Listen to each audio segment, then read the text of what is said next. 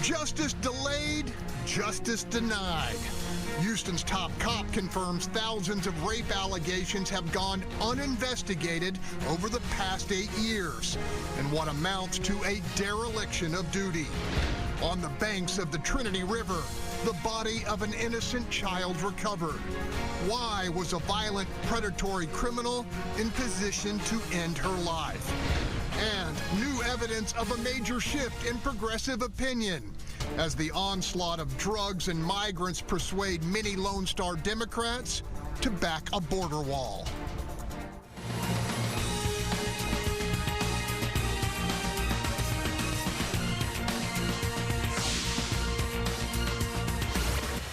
I'm Greg Groogan, and welcome to What's Your Point, where our panelists call it like they see it. Let's greet them. Starting us off, Bob Price, Associate Editor of Breitbart, Texas. Next up, longtime Super Neighborhood leader Tomaro Bell. In the 3 spot, education and public safety advocate Paul Castro. Batting cleanup, longtime Houston journalist and social worker Chau Nguyen. And closing us out, Charles Blain, public policy consultant and political writer. Let's begin.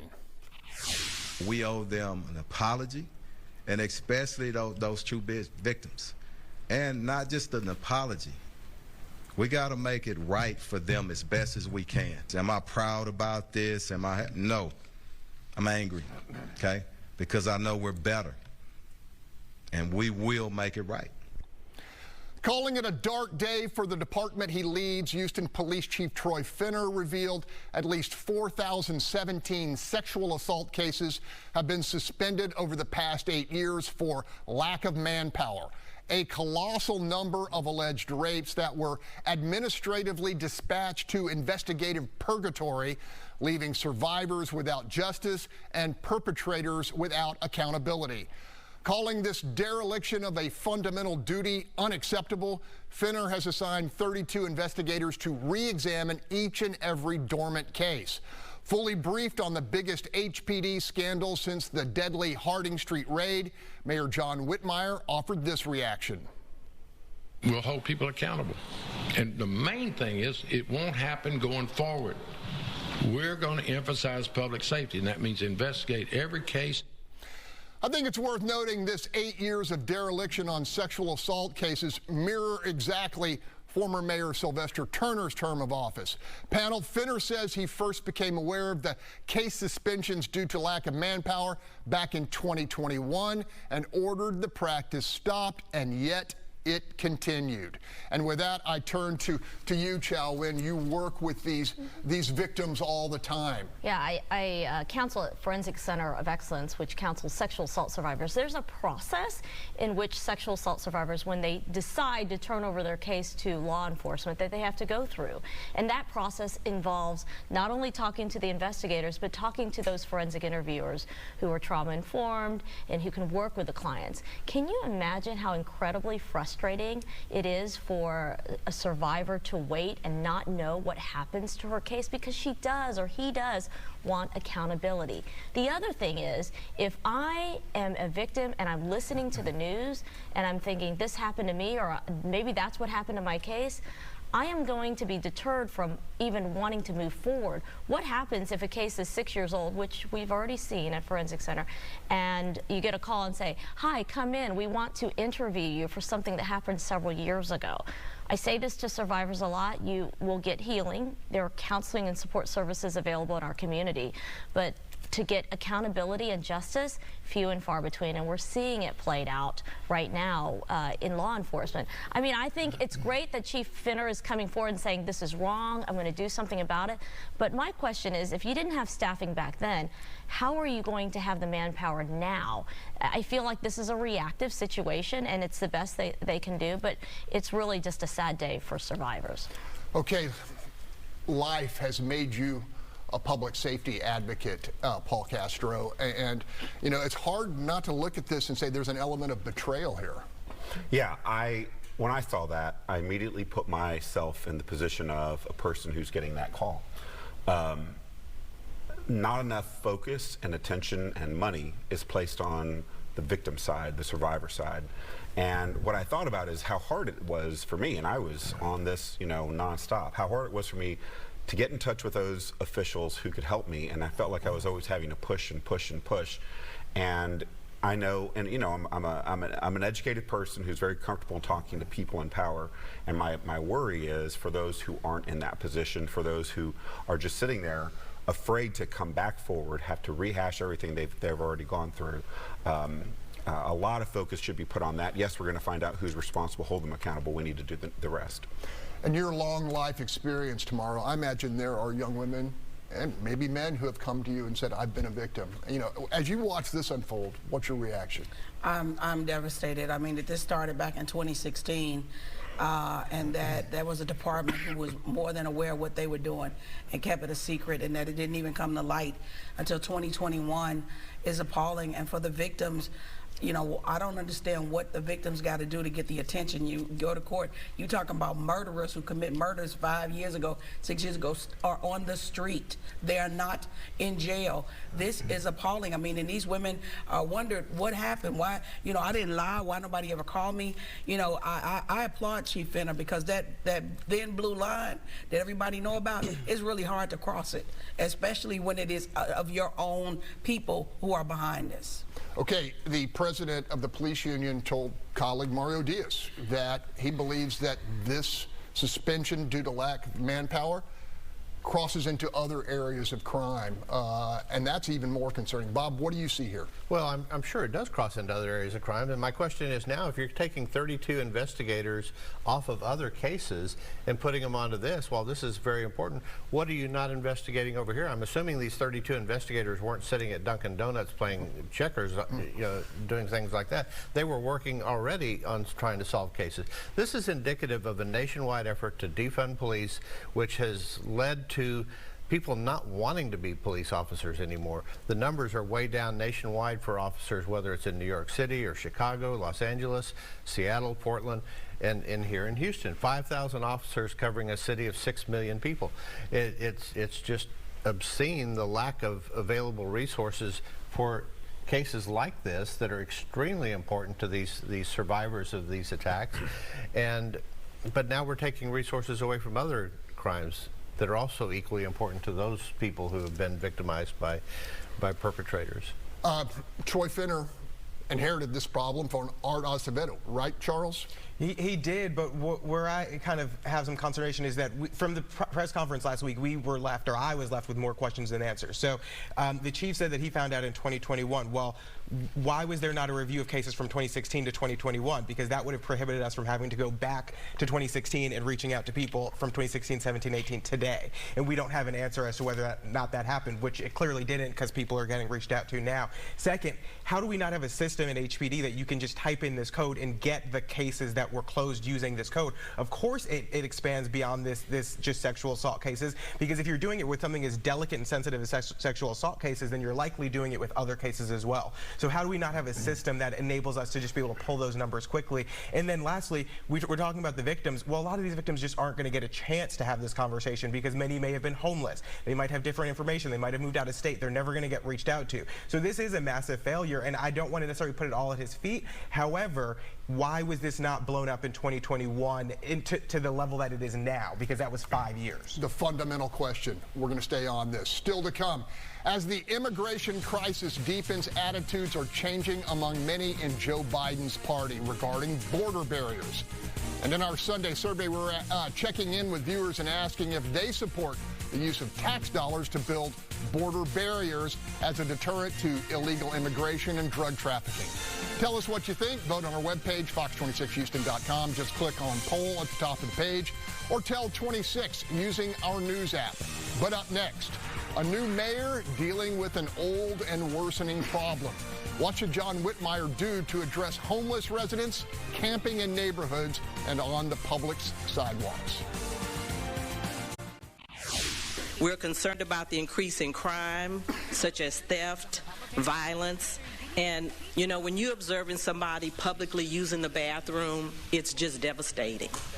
And when you're at the red light and they're knocking on your door and you're a female and you're there by yourself, you're afraid. Riverside community resident Phyllis Moss pleading with Houston leaders for intervention.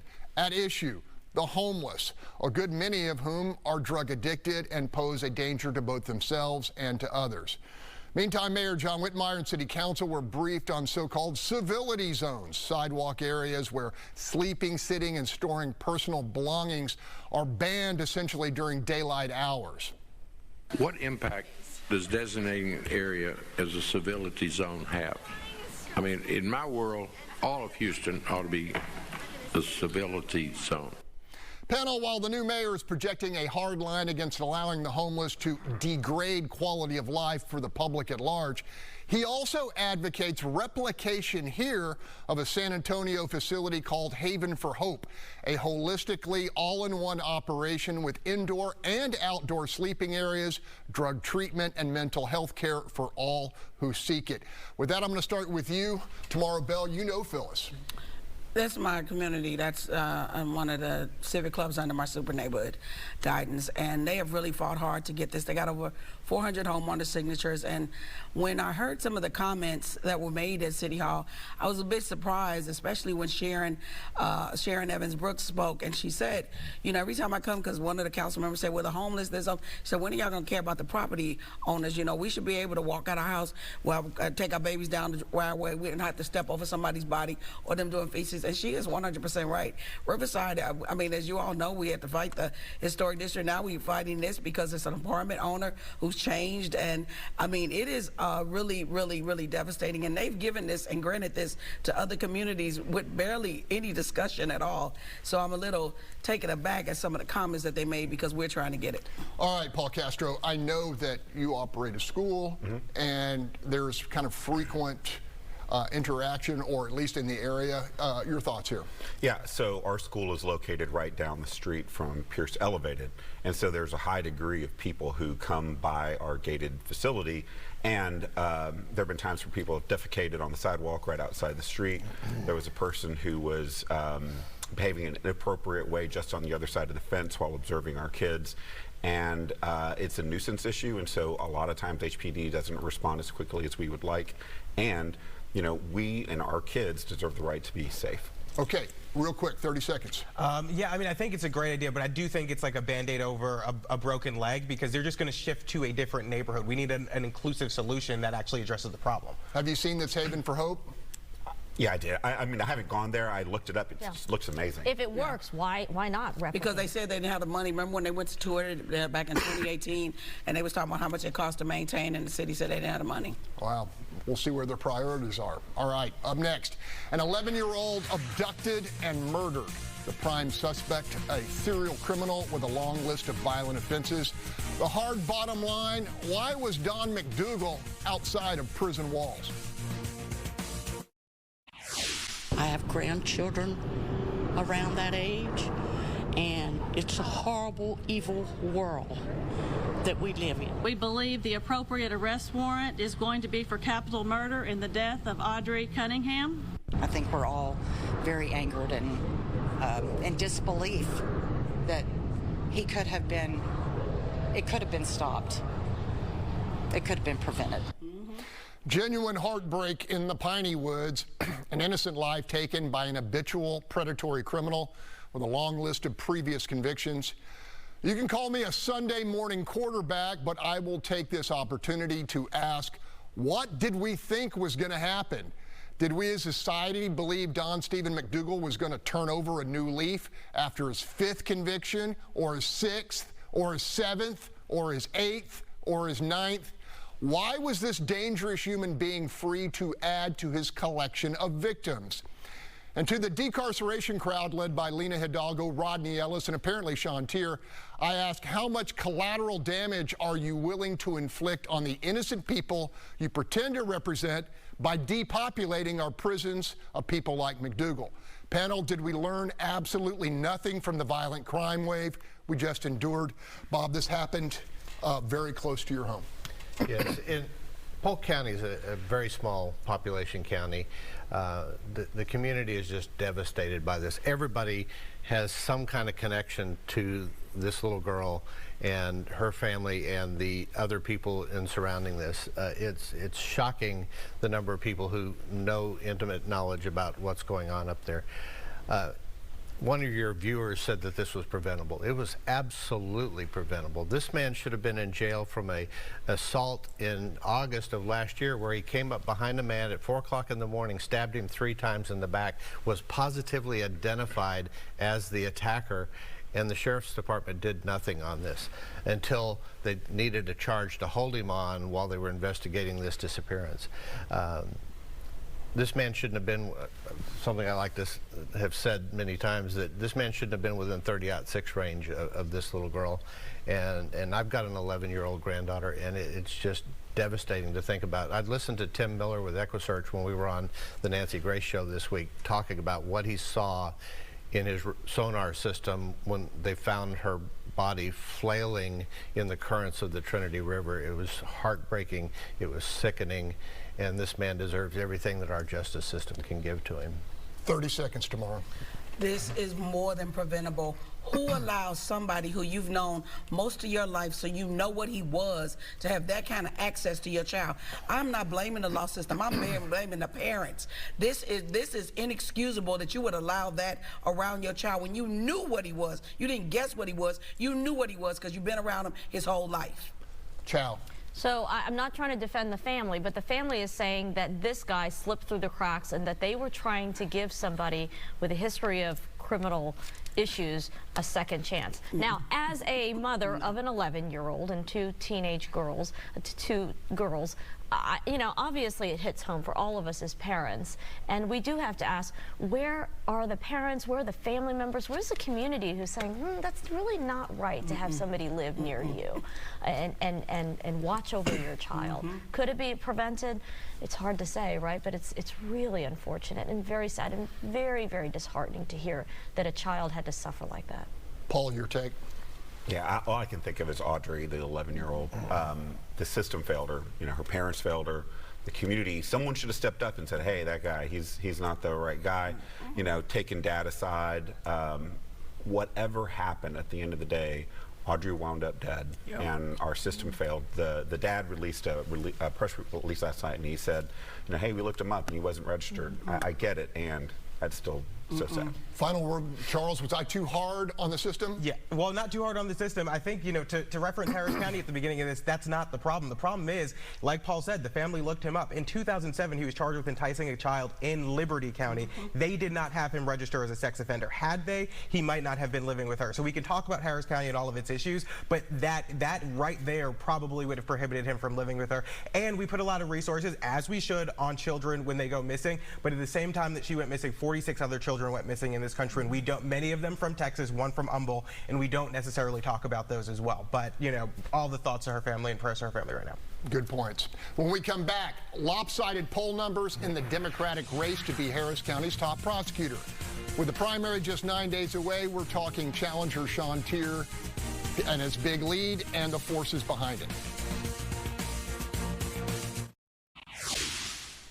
Welcome back. In the upcoming Democratic primary for Harris County District Attorney, fresh off the press polling from the University of Houston Hobby School and Dr. Mark Jones, has challenger Sean Tier crushing incumbent Kim Ogg by a 59-21 margin, with 20% of likely voters still undecided. Panel, the dominant left wing of the local Democratic Party apparatus, clearly flexing its muscles here with endorsements, cash, and an obviously calculated series of Houston Chronicle critiques, all intended to oust Kim Ogg. Charles Blain, you disagree with that? I think they are trying, but I think Kim Ogg has brought some of this on herself. I mean, you know, she's a Democrat running in a Democratic primary. Yes, her job is public safety, but you're also a politician, and you need to kind of learn how to navigate both of those. You know, indicting Lena Hidalgo's staff and then never following through with anything on Lena Hidalgo, kind of not to solidify that something actually happened in that office. The Court of Criminal Appeals case that I mentioned a couple weeks ago, where her office late filed the charges and it was past the statute of limitations. We went to the citywide PIP meeting together months ago, and there were crime victim families saying they would not get responses from her office, and they were trying to get responses at this meeting, and she was kind of saying this isn't the appropriate venue, but they couldn't hear anything anywhere else. So there are issues that came out of that office from some, and it's being reflected in the Democratic primary voters. Paul Castro, you're very publicly supporting Kim Ogg. How do you respond to that? I'm sure all of that is correct. What's so bothersome right now is the choice that we have, right? And to me, I'm choosing against a person who's openly and exclusively sided with people who are involved in the criminal justice system as defendants and or convicted criminals. When that position is all that he's ever talked about, none of the victims that I know have said anything in support of his candidacy, nor has he spoken to victims, what he would do to protect the general community from people. Instead, everything has been from the perspective of those who are committing crimes. That should worry you, I think, Chau. Well, look, I've known Kim, a lot of us have known Kim for a long time, and she is tough on crime in areas that I work very personally with, and that is sexual assault. You know, the DA's office funds the forensic centers, exclusively funds the forensic centers, forensic interviewers, right? And those are the interviews that go and talk to sexual assault victims. When you don't have to go to the police station and talk to a law enforcement officer with a gun in a holster in his holster and talk to a trauma-informed and compassionate and caring advocate, a trained investigator. That speaks volumes to me. So Kim's got my vote. Bob, 30 seconds for a take, closing with Tomaro. Well, I don't live in this county anymore, so it's not really my race. But let me tell you this, to the people of Harris County, you don't have to imagine what will happen if Shontier is elected as the district attorney. Look at Los Angeles, look at San Francisco, look at New York City, look at Chicago, where you see these left-wing, anti-crime victim district attorneys who care more about the rights of criminals than they do about the people. Wow. Tomaro Bell, final word to you. I am still supporting you, Kim, but what the hell you dropped that case against Jerry Woodfield for? Because according to some of the people that used to be at his law firm, he was supplying people like the girl was for Jeffrey Epstein, but you ain't say nothing about that. Wow. Okay, we're going to see what happens. That's a big lead to overcome for Kim Ogg. Up next, a border crisis so critical and uncontrolled, concern is now crossing the partisan divide, generating support from many Democrats for controversial border barriers. When they come to the crossroad about are they going to go to Texas, are they going to go elsewhere, they will know the wrong place to go is the state of Texas. Governor Greg Abbott further ramping up his border security effort with the establishment of a forward operating base, a fort, if you will, on the Rio Grande. New numbers tell us fewer and fewer Texans are objecting to these efforts. In fact, polling by the University of Texas found 40% of Democrats now support physical barriers on the border. Can you say wall? 44% support the deployment of additional state troops, and 35% said they favor immediate mass deportation of the undocumented. Panel, while still certainly in the minority among all Democrats, I found those numbers incredibly significant. Did you, Bob Price? Well, I think it's very indicative of what's going on and is a direct result of the efforts by Governor Abbott to raise this discussion level on this issue. The program that he created where we bust migrants to New York City, Washington, D.C., Chicago, and Philadelphia, and Denver, that program made these Democrat sanctuary city mayors feel the pain of the policies that the Biden administration put in place that brought 9 million people uninvited into the United States during his administration. So to see these numbers changing in Texas is very encouraging, but it also shows the big problem that the president's going to have in his re-election effort, because this issue was the #1 issue for voters in New Hampshire, and is the #1 issue for voters in South Carolina yesterday, and it's not going away. Tomorrow, you agree with that? I agree with some of that, because that border law could have passed, but the Republicans blocked it because that idiot said don't vote for it. But I agree. Because it was a bad bill. Hush, your term was over. I agree that when he sent those people to other states, that's when everybody started noticing. I told y'all before, he was 100% right. They're trying to get to America. Texas is a part of America. We ain't all America, and why should Texas bear all this burden? He has got to do something. I don't care if they close the border today. I mean, shut it down. This is ridiculous. We cannot survive. The schools are overcrowded. You're giving away this money, but you say you can't fix this, you can't fix that because we ain't got money. So you're not going to let them starve. So they've got to do something. I don't care, build a wall, build a thing, get a drone, whatever you got to do. This has to stop. All right, Chau. You know, the number's pretty undeniable. There are 40% of Democrats saying, like, you know, border buoys or razor wire or whatever. I mean, it's just about bringing sensibility to this issue, and we've talked about this before. The vitriol really goes to Congress for the inaction all these years, all these decades. Things have to be in place to be civil. The only thing I would just encourage is if we do something to create borders, whatever you want to call it, whatever semantics, make sure that there is a civil, humane process for these immigrants, because so many of these families are just coming here to better their lives, and we need some of this labor force. I mean, don't deny the complicated issue of bringing in immigrants to further advance this country. Immigrants like me, I mean, and so many who come to this country just to have a better life. all right, Paul, you know, our normally right-leaning, very enthusiastic poll participants, 99% of them support use of tax dollars for barriers. What's your take on this issue? You talk to a lot of smart people who, you know, I think have pretty thoughtful opinions about this. Yeah, I think the border wall makes sense where crossings happen a lot. You know, there are parts of the border that it's just, you're not going to have a border wall. At the same time, you know, where we spend our money is what the public should be talking about. So if the public's behind it, fine, do it. You know, whether it works or not could be a separate issue. I think the Democrats tried and gave up a ton in that negotiated border bill. If it's truly an emergency, I wish it would have passed. All right, Charles, close us out here. Yeah, I mean, the Democrats are taking notice, and I think Abbott deserves a lot of credit for this because he has elevated this issue, because it's a defining issue for him. This is his state, and we've been dealing with this influx for years, and his efforts have been working. Brandon Johnson, the mayor of Chicago, and I believe it was Karen Bass, led a delegation of mayors to the White House to talk about this issue, and you don't really see that. You've seen Eric Adams in New York calling Biden out for this issue, so you're starting to see some changes there. And for the Democrats, who 44% now say they support sending additional troops, great for them. You know, everybody should look into joining the Texas State Guard because we've got them at the border and they're helping as well. So Texas State Guard recruitment should be up too, if that's the case. I think it bears mentioning that, you know, even though the Abbott busing program has gotten a lot of pub, it's only a small portion of the total number of immigrants who have made their way through whatever means necessary to these major cities.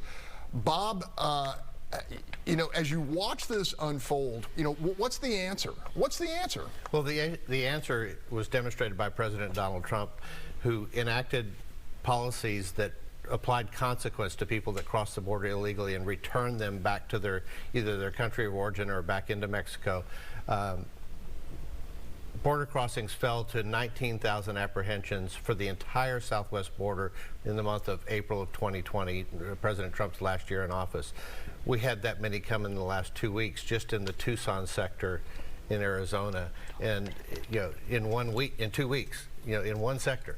So it's consequences applied work. People get the message. The Biden administration right now is very quietly doing some things. They've started sending people back. They're not telling anybody about it because he doesn't want to anger his base, but he wants the numbers to go down. And they also made some kind of a secret deal with Mexico, where Mexico is now gathering up the migrants along the northern border of Mexico and shipping them either back to southern or central Mexico, where they basically have to start their journey and the abuses of the cartels all over again. Just because of an impending election, you think? Right. All right, we're going to leave it there. Still to come. As America's Congress fiddles, embattled Ukraine burns. 2 years deep into a war of Russian aggression, and the Democratic defenders are running out of ammo. But up next, an operational audit of the state's largest school district reveals lots and lots of waste. We're talking about how many of your school tax dollars may have been squandered on the other side of this break. Wasn't totally surprised, but there was some level of, wow, this is worse than typical urban district. Houston ISD State-appointed Superintendent Mike Miles says an exhaustive audit has uncovered waste and inefficiencies at the district totaling literally hundreds of millions of dollars. Among the examples, $20 million to buy 175 buses it simply didn't need. And the district also allotted $300 million in a single year for outside consultants and contractors. Panel, there was a great deal more, including a bloated bureaucracy weighing down budgets with high salaries and little to show for it. All right, Paul Castro, you know, you probably looked at this. You agree with the findings? Yeah, actually, I think that the report is outstanding. It's about 30 pages. It's a very simple read. I would highly suggest that other people read it because what it details is what's happened, especially over about the last 10 to 15 years in the district.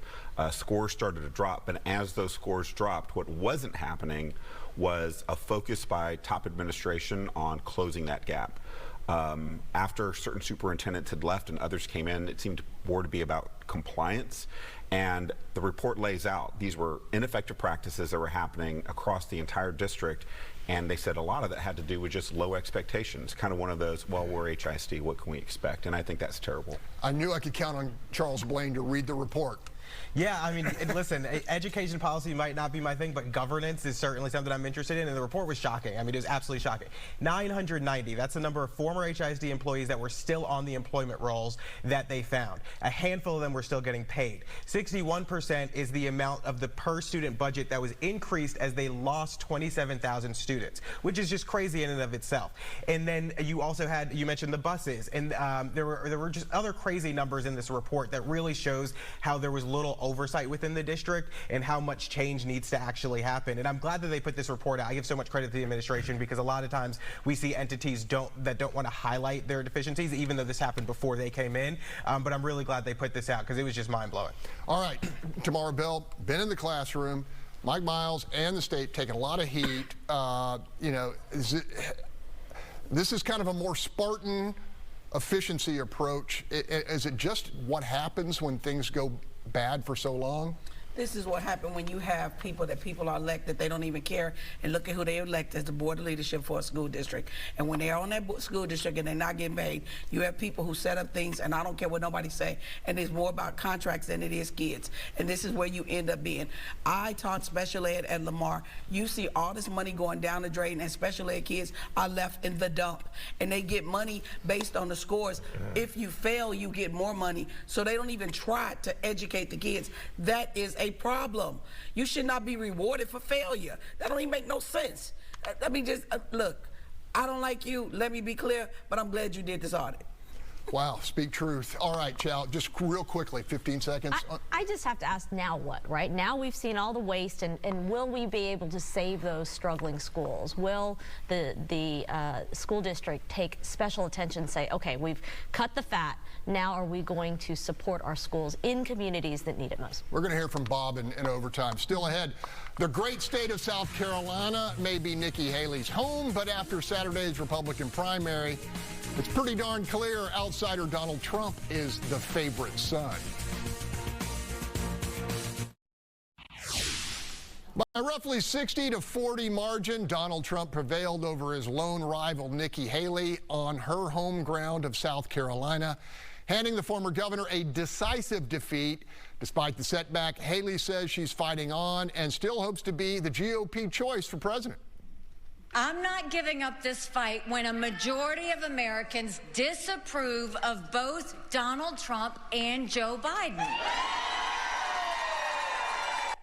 Panel, next up, the Michigan primary on Tuesday. Question, does anybody think Nikki Haley is wrong for sticking around? Charles Blain. She's okay. The inauthentic Nikki Haley, my favorite line. She shouldn't stick around. She does make a good point that most Americans do want another choice, but they don't want her as the choice, and they're clearly saying that over and over and over again. I'll give her a little bit of credit because she did do better in South Carolina than I expected her to do. But at this point, all she's doing is she's kind of holding out, hoping that whether it's the indictments or something else happens that then removes Trump and makes her kind of the presumptive nominee. And I get that some people want that to happen, but give it up. Is this kind of like going to Vegas and putting like a chip on the roulette table, hoping for a 1 in 45? I don't know, Bob, what's your take here? So Nikki is hanging on because she's got the money to hang on, and as long as those contributions keep coming in from the Never Trump people or whatever the reasons are, she's got millions and millions of dollars, and she's going to hang in there. Now, the interesting thing she did not say in her speech last night was Republican. She did not say, I'm in this to win the Republican nomination. She said, I'm in this to win the presidency. And so there's a lot of speculation now. Is she going to be the no-names party? So she's got a decision to make really quickly, because many states have a sore loser law, Texas being one of those, that you can't run in the Texas primary and then come back later and run in a third-party ticket. There are 18 states that have that kind of law. So she's either got to get out before Super Tuesday and some of these states start coming into play where she has absolutely no chance of being on the ballot, or she's got to stick it out and hope that Trump goes to prison and she gets the nomination at the convention. Intriguing analysis. Tomaro Bell. Yes, you should stay in. I hate to sound like Shawshank Redemption, but hope is a good thing. Do not get out of the race. You are what you made. That statement you made is 100% right. I swear, I bet you it's over 55% of people don't want Trump and they don't want Biden. Girl, rat this out. As long as you got that money, do it. Because you're getting on his nerve. That's why I like that part. But other than that, you and I'm not a fan of yours. But you're working his last nerve, so good thing. Look, as a pundit, I've got a dog in this hunt. I'd rather have 3 voices rather than 2. Chau, your thoughts? I just love that Nikki, as a feminist, and I think a lot of feminists will agree, I just love that Nikki Haley continues to get under his skin, to vocalize. It's like someone's got to fight back. You know, you see something, you say something, you see injustice, you see harm done, you've got to say something, and Nikki continues to do that. That's right, them cowards. Go sister. 10 seconds, you're taking it from Paul. Now you said that, but Trump won the women's vote in South Carolina. Okay, come on, Paul. Politics aside. Okay, we're leaving it there. Up next, the brutal war in Ukraine to preserve democracy now entering its 3rd year as the defenders run low on weapons and ammo. Are cost-weary Republicans in the U.S. Congress preparing to cut the financial cord? Putin will never stay, will never stop. He will go through Eastern Europe because he wants it, because this is his goal. Ukrainian President Vladimir Zelensky as the Russian war of aggression enters its 3rd year. While Ukrainians have reclaimed half of the territory taken in the initial invasion, Zelensky's forces are running out of critical munitions as the provision of additional military aid remains gridlocked in the U.S. Congress. While Kiev claims its forces have killed around 400,000 Russians, Vladimir Putin sends more in what appears to be a brutal war of attrition, with Europe's future security potentially hanging in the balance. Panel, need I remind you, in 1938, Adolf Hitler pledged to stop with Austria and the Sudetenland appeasement that didn't work then. Do any of you think the result will be different with this dictator 86 years later? Let's start with you, Paul. This should be so simple. You know, I remember watching Red Dawn, and you root for the Wolverines, you know, and I'm not sure if some of the people who are opposing what's happening right now would be rooting for the other side. My big concern is how everything's being framed. The dollars that we would be spending supporting Ukraine would be sending material over and paying to replace that material. Most 90% of the dollars, I think, would be staying here in the U.S., so it's going to reinforce what we're trying to do. The people who are selling those arms are Americans. We should be supporting democracies, Ukraine, in the face of autocracies and aggression. This is a democratically elected government that has been attacked. The kids are being kidnapped, taken back to Russia. It's just atrocious, and we're pretending that this is something that it's not. All right, Charles, you may want to make the let's not spend good money after bad. It's not so much good money after bad. It's just when do we stop? And I guess is the question, or when is enough enough? How about when Russia loses? I mean, we're on 3 years now. So what, do we do it for another 7, another 15? Don't be making up stuff. I thought it was year 3. 2 years. They just had going into year 3. Okay, so what if it's another 7, another 7, another 15? I mean, my frustration is, you know, I talk to folks like my grandmother who lives in New Jersey, who is on retirement and talks to her friends who don't have money to do different things, and they complain about the fact that you watch the news and you see how much money is being spent, whether it's spent here and used for overseas, but used for things that aren't directly impacting people here. And so I'm not an isolationist. I know some people on this panel, no one today wants to call me that, but it just frustrates me when you see this happen and we don't see the urgency to solve problems here as we do elsewhere. We're all a big happy family, Charles. Sort of. All right. Bob, you actually served, I think, during the Cold War, didn't you? Thoughts here? Absolutely. The military-industrial complex loves this war because they're getting to spend or make billions and billions and billions of dollars off of these weapon systems that they're delivering there. The military complex loves it because they get to see how Russia responds in a combat situation and actually how disorganized they are in all of this. But Zelensky is handcuffed. They're only allowed to fight a defensive war there. If they were allowed to bomb into Russia, where these military bases are that are attacking them, this would be a whole different war at this point. Real quickly, do most congressional Republicans support Ukraine?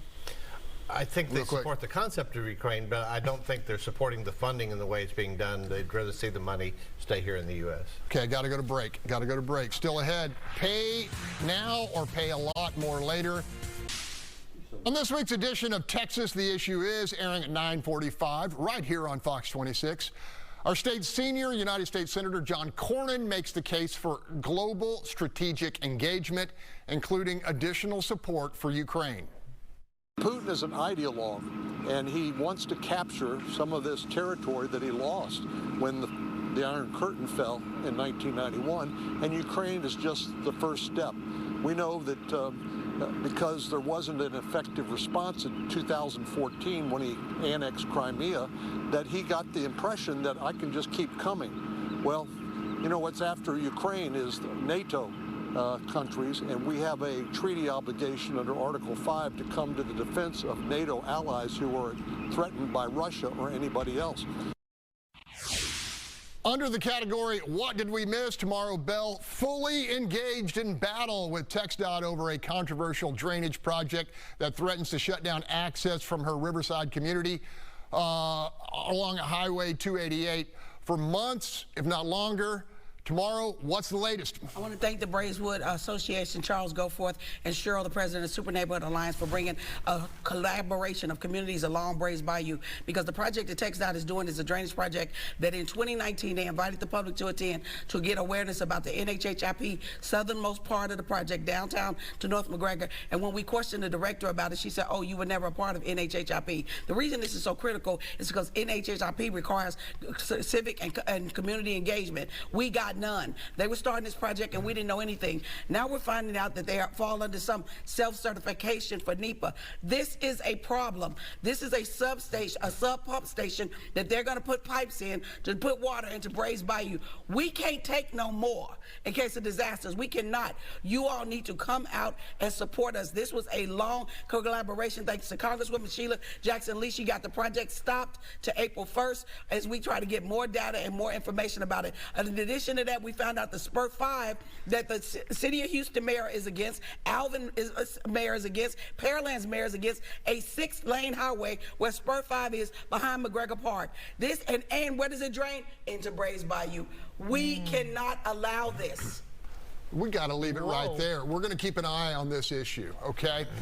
Thanks to this week's panel, and thank you for joining us. The conversation continues on a national level next on Fox News Sunday with Shannon Breen, and we'll keep talking here with What's Your Point Overtime, streaming live on our website and on Fox Local. So be sure to download the free app for your smart TV. That said, from all of us here, have a safe and healthy week. How do you really feel about that?